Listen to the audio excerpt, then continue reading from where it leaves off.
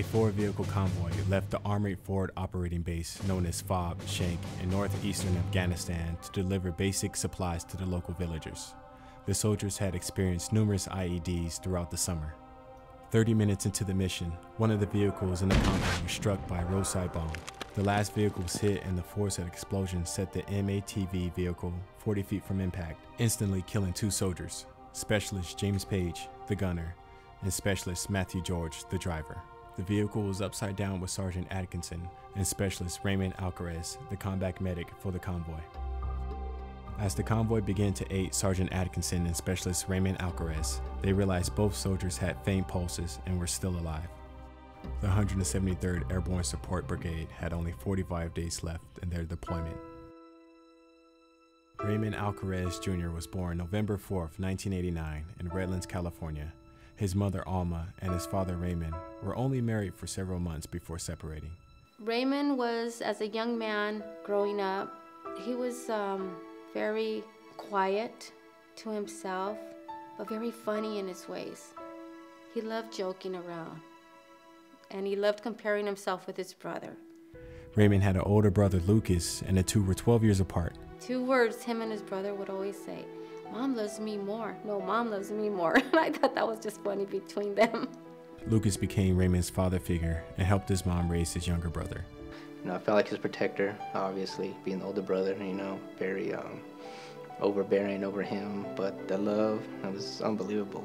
It was like a father and son relationship with them, because as a child, Lucas would be the one feeding him. Lucas would be the one changing him. As we got older, definitely didn't see the age gap. It felt like he was just a year younger than me. Alma soon met her future husband, Paul, in college and dated 3 years before marrying. Paul, I can definitely say he was a very good dad to Raymond. You know, Raymond was a good kid. He was very strong-willed. Always wanted to get the last word in, but he was always a good kid. Paul took on the role of being a father to Ray, and baseball helped him do that. I never had any of my own kids, so we immediately started playing sports and got him into baseball right away. We just did that for the next 8 years. Yeah. Oh, wow, what a good hit. And I tried to be as much of a father to him as anybody could be, and took him as my own, and it was a really good relationship. Raymond at age 6 began to express interest in joining the Army. His older brother Lucas had joined the service, and Ray admired him. In high school, Ray would skip class to go to the local fire station that was across the street from his high school. He would spend time there and hang out with the firefighters, and sometimes go on calls. He developed a love for firefighters and decided the best way to become one was to join the Army. Of course, as older brother was like, I support you, and, that's awesome, but, never did I think that he would actually, make the decision to actually come in and actually join the Army. Before Raymond left for boot camp, the family decided to take a trip to Vicenza, Italy, where older brother Lucas and his family were stationed. The family spent 2 weeks there in Italy, touring Venice and Rome before Lucas was deployed to Afghanistan. They knew I was leaving to go into a war zone. So if anything did happen to me, that was going to be the last memory that we all had together. I think that we all understood that, but it was like one of those unspoken things, so I think that's why it was so special. July 11, 2007, Raymond left for boot camp in Fort Leonard Wood, Missouri. His parents wanted to be a part of his Army career as much as they could. They traveled to Raymond's boot camp graduation in September 2007, where they witnessed Raymond's growth into a young man. I remember just seeing him marching with the troops at Fort Leonard Wood, and I was just really, really proud to see how much he had grown.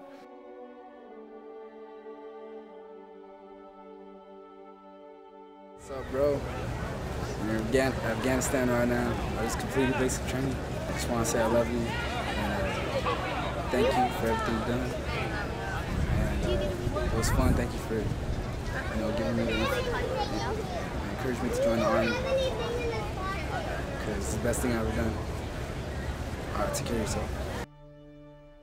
At Fort Benning, Ray got his first taste of jumping out of planes. When he graduated airborne, and we saw his 5th and final jump, I was really proud. That's the first time I probably cried knowing that, wow, he's actually jumping out of planes. And to see him run by, and we were one of the few parents there, and he was smiling because he saw us standing there with a video camcorder as he's coming up from the landing zone, and he knew we were there watching him, and that was a proud day to see him finally qualify and now become official airborne paratrooper. That was amazing. Ray was only 18 and already did more than most kids his age. Ray was off to combat medic school in Fort Sam Houston, San Antonio, Texas, December of 2007. Ray was on his way to fulfilling his dream to be an airborne medic. You know, it's funny because when you get like a new soldier, you're supposed to be like mean and, you know, but I don't know, I just liked him like right away. We just kind of clicked, and yeah, we just became friends. It was a really good, very good friendship of just like helping each other get through things that we probably would have never gotten through without each other. Raymond was off to Germany. It was the main base for the 173rd Airborne Brigade Support Battalion. One of the coolest times though, when we were in Germany, was definitely the Nijmegen March, 100 miles in 4 days with 25 or 35 pounds in your back. There's the finish line and you get your medals and everybody cheers you on. Him and Eric actually did 5 extra miles. He was always in really good spirits, even if he was like hungover the next day, walking forever. Him and I could just laugh hysterically over the dumbest stuff. And I remember on several occasions I would just be in tears laughing because of that, you know. And yeah, he was just a really great friend.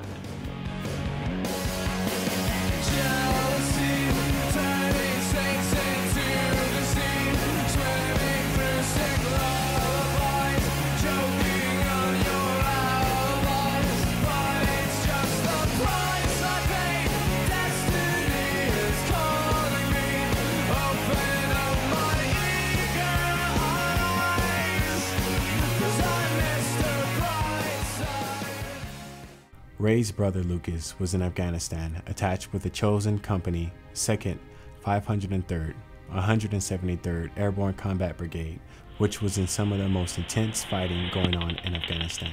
The 173rd in Afghanistan was taking casualties in some heavy fighting, and Lucas was in a remote part of the Hindu Kush Mountains in a small remote outpost high in the mountains called Bela.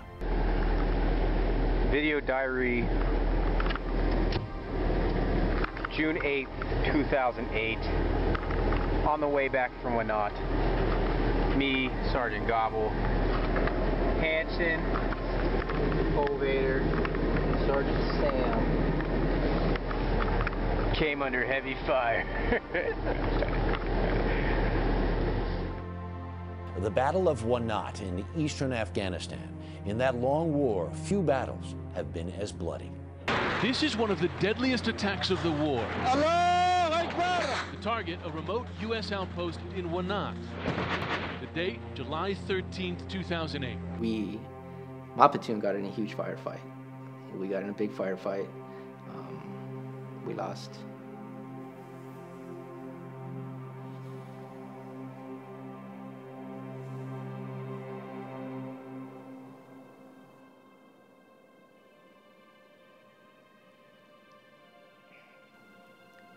Well, my platoon, we got in a big firefight. We took a lot of casualties. Luckily, I wasn't there at the beginning of the firefight. I did show up about midway into it. Came in on a medevac helicopter. Once I heard all the calls about the people, my soldiers that were killed, wounded, that they needed help, they needed ammunition, they needed more people, and so forth. But of course, during that time, I lost my best friend. He was my soldier, and he was also one of my good friends. He was killed, along with nine other of my guys. Over 20 guys were wounded, so we lost about 80% of our platoon in that one firefight. I was escorting my best friend's body, and I know that Raymond was worried because he knew that it was my platoon that was under attack. So he thought that I was one of the guys that were potentially killed in the firefight. So once he found out that I was not one of the individuals that was killed or injured, we had the chance to meet up. His chain of command, his senior leaders, allowed him to spend a few hours with me, and it was bittersweet. Definitely emotional, being that was the first time I'd seen him in almost a year. It felt good. It felt real good to see him. Raymond was able to keep in contact with his family through emails and Facebook messages, but never really expressed what he was going through in Afghanistan. Hey Mom, just want to say hi. I'm here on patrol in Afghanistan. I love you. It's really hot out here. I'm safe. Everything's fine. Just say hi to Paul, his brother, Alyssa, tell them all I love them. I'll be home in 4 months. Alright? I'm gonna go by quick. I love you. Both boys returned home on leave in March 2010. While they were home, both made the most important decisions of their life. And I remember them both standing with me, and when Pastor Jim did the altar call, I was like, okay, Lord, I hope they, hear with their ears and see with their eyes that, where they're going back to is not a very good place. I just remember sharing with him, when I die, I go, I'm gonna go to heaven. Are you gonna be there with me? And he just looked over and he received Christ. He said yes, he went down there. And then he did the same with his brother and gave his brother strength for his brother to walk down. That moment was just so indescribable. It was just such a comfort and peace for a mom to know that they're saved. I was a wreck. I was going through a divorce. I was going through the loss of, my friends and my soldiers. I hit rock bottom. I did. I hit rock bottom. Didn't care. Didn't care whether I lived, whether I died, whether the sky wasn't blue, the water wasn't, I didn't feel anything. I was numb. I really was numb. My mom took me to church. She knew that I wasn't the same person, and I was going through a lot. At the end of the sermon, this is when the pastor asked for, who would like to give their life to God, and it hit me. It hit me hard, and it hit my mom hard. She was, crying, and Raymond was the one that gave me the strength to go up there. He leaned over to me, and he looked at me, and he was like, "I'll go up there with you," and instantly just wanted to cry. I needed that. I needed it. At that point in time, it definitely changed me. I was still going through my emotional, mental, physical, whatever ailments at the time because of what I was going through. But knowing that my brother had my back and knowing how much that he loved me, I knew he kept me going. He's what, allowed me to overcome those things. And for him to go up there with me and, accept God, it helped a lot. Just happy to be there together, not knowing when that next time we would see each other. So, like I said, it's one of those moments where you just won't forget. And it'll stick with you forever. The last week of August, Ray called his parents, asking for help to buy a house when he returned. It turned out to be the last conversation Raymond had with his parents. The medevac helicopter arrived a few minutes later. On a short trip back to base, Sergeant Atkinson died, and Raymond's heart stopped several times on the helicopter. Once they arrived, the team brought Raymond into the operating room, where they worked feverishly to revive him. We get a call and they said one of the guys is pulseless, and that's when I started getting real nervous because I was like, if one guy's like not breathing, pretty much dead, it must be bad. Something had to have happened to Ray. My heart's pounding at this point, and they say one is confirmed dead, and we keep getting intel on the radio saying one is confirmed dead and one is pulseless. And right before they landed, they said 3 were pulseless, one's dead. A lot of guys came out crying, and I was like, what's going on? They said, Ray's not breathing, he doesn't have a pulse. And I lost it. I just fell and started crying, and I just tried to, I couldn't really keep it together at that point. And I remember like swallowing hard and taking a deep breath, and I just ran off and lost it. I was just, I was dying inside. Raymond died due to blunt force trauma and internal bleeding. The surgical team held an impromptu vigil for Raymond. something rarely done in the operating room, but Raymond was their family. I called up my first sergeant after I found out, and I was like, hey, I want to talk. I want to say something at his service, you know. So they actually got me on a bird like the next day. They hopped on a helicopter and flew out to Fob Shank where they were having the service, and it's like one of the hardest things I've ever had to do, you know, because, you know, I wanted to like mourn with all my other buddies, you know, but I couldn't because I had to be strong and I had to get up there and read without stopping because it was stuff that people needed to hear.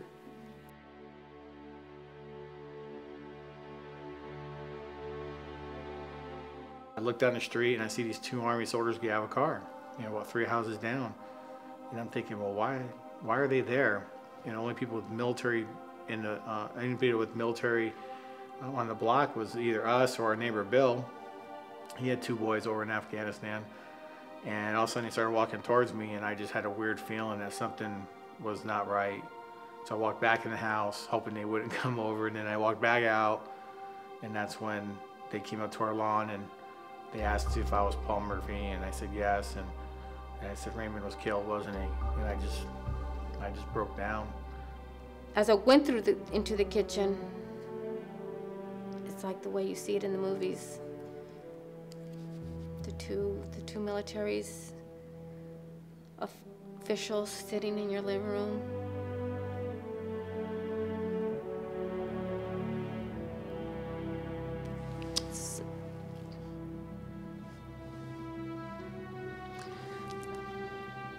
It's just, it wasn't happening. I didn't want to receive that. It wasn't happening. Paul called me, and, you know, he was crying, and I knew it. And all he said was Raymond. I was like, oh.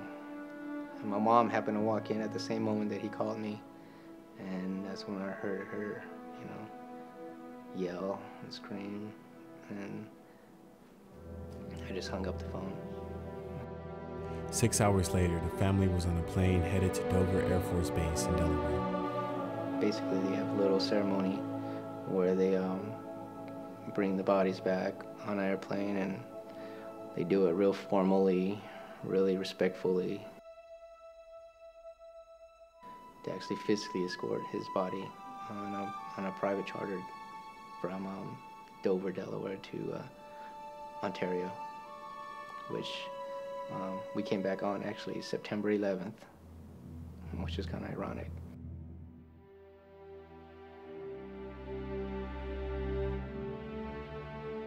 The family was greeted and escorted by over 123 Patriot Guard riders from Ontario Airport to Redlands.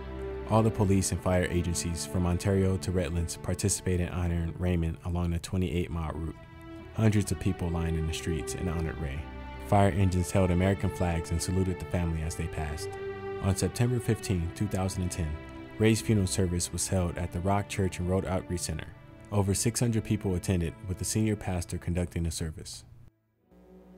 I love you, and I will never forget you. You are my hero.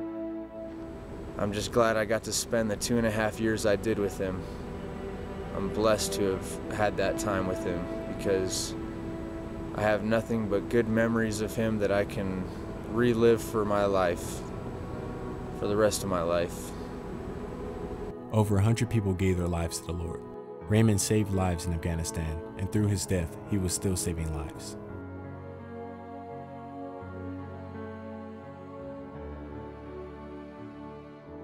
God could get you through the most terrible, you know, incident in your life. You know, you need to have that. I believe you need to have that spiritual guidance and that spiritual path to help you get past it. And your family will help as well if they're strong in their faith. My faith has really gotten so much stronger, and it's He who comforts me. It's He who gets me up in the morning. He who helps me through all this, because I cannot do it on my own, and no one else can help me but Him. And I strongly believe that. And when I sing along with you. If everything could ever be this real forever, if anything could ever be this good again. I love you, Raymond. I'm so very proud of you. I'm so glad. I just always tell Jesus, thank you, Lord, for giving me such a beautiful son, for children are a gift from him. And I'll be there with you and I'll see you. There's gonna be a great reunion. You're my hero. That's all I can say. You're just... And you're missed. Yep, you're missed, and I love you, and you're my hero, and I pray for you and every single day, and knowing that you're in heaven and you beat us there, and we'll see you soon. And there's this scripture, Raymond, that I always hold it dear to my heart. It's those we love don't go away. They walk beside us every day, unseen and unheard, but always near. Still loved, still missed, but very dear. And that's you, Raymond. Love you, my baby. Raymond, you are a hero. We love and honor you.